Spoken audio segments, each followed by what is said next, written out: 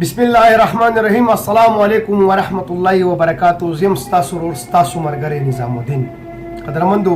یو مسافر دی او دا میسج اول واورئ دا ویډیو سره شیر کوم، بعد دا غینه سره په تفصیل سره دی په حواله باندې خبره کوم.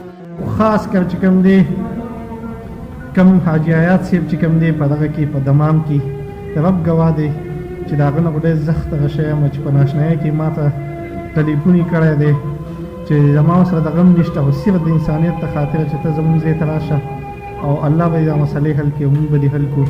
نو هغو ته او نور سوشل کم دغه چې دي ولکرانو دغه دي میډیا والے دي سوشل والا او د انسانیت خدمت کې ټول نه مطالبه زما سره د سخت وخت په دې تکلیف کې ودرېږي چې ما دا مسلې حل شي په څلور پنځه شپږ ورځو کې پاکستان ته راغی او د انسانیت د خاطر خاص دغه وکړه.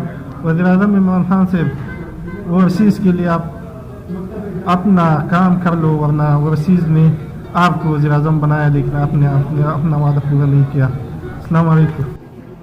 چې قدرمنو تاسو وکتل چې دا یو مسافر دی او دا ته 9 کالونه دی په سعودي عرب کې زهر علاج پروت دی.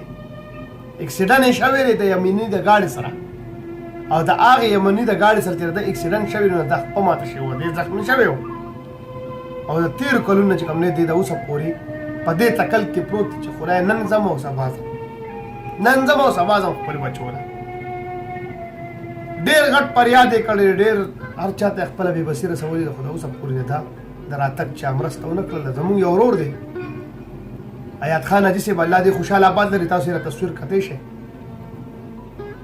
د عظمت ته سلام دی، د ده ملګرو عظمت ته سلام دی، د څه چې په دیره کې نور هم څومره ملګري دي هغه ټولو مسافر ته چې کوم دی زموږ د اړخ نه ډېر سلامونه. الله هم خوشحال آباد لره چې د یو مسافر رور په مسافرۍ کې تاسو مرستیال جوړ کړی، تاسو سره مرسته وکړله. هر مسافر رور ته پکار دی چې دغلته کې د خپل مسافر رور خیال وساتي. دا نن په ده سبب په بل ملګري هم راتلی شي، په بل مسافر هم راتلی شي. چا چې چا سره په مسافرۍ کې څومره هم منډه تړله، څومره خیرخواهي وکړل، نو د هغې بدله بوله الله ورکوي او داسې نوبت نو هغه مسافر الله پاک پخپله ساتي انشاءالله. د هغې سره سره جمیل ته یې راویستو، خپلې دیرې ته یې راویستو، نن هم سفارت ته بوتلی او زمون صرف او صرف د وخت او کمران نه ګیله ده، د عمران خان صاحب نه هم ګیله ده، د خپل جناب وزیر الله صاحب نه هم ګیله ده، د مراد سعید صاحب نه هم ګیله ده. کم چې دغلته کې ذموار خلک پراته دي هغه ټولو نه زموږ دا ګیلې دي چې دا اوورسیز پاکستانو دپاره تاسو څه وکړله. کم چې په دې ملکونو کې پراته دي، په سعودي عرب کې دي، په ملیشیا کې دي، په دوبۍ کې دي، د دنیا په ګوټ ګوټ کې چې کم ځای هم مسافر پروت دی، پاکستانی پروت دی، مسلمان رور د کلمې وستونکی پروت دی، پښتون پروت دی، په جیلونو کې په هسپتالونو کې. دا سفارت هلته څه کوي؟ دا سفیران څه کوي هلته؟ دغه سفیران ته زموږ اپیل دی چې لہذا منت ته تکو زاری ته تکو چې د خپلو پاکستانو اوورسیز پاکستانو خیال وساتئ. او جناب عمران خان صاحب خو اوورسیز پاکستانو باندې ډېره غټه توجه ورکړې وه. جناب مراد سعید صاحب، وزیر اعلی صاحب، تاسو ټول ته موږ دا میسج درکو چې لہذا زموږ د اوورسیز پاکستانو خیال وساتئ. کم چې په غلطه دي هغو ټیک ته غلط کار یې کړی دی، په جیلونو کې دي، په هسپتالونو کې دي، د هغې ټیک ته د جرم چې چا کړي د هغې سزا جزا شته دی.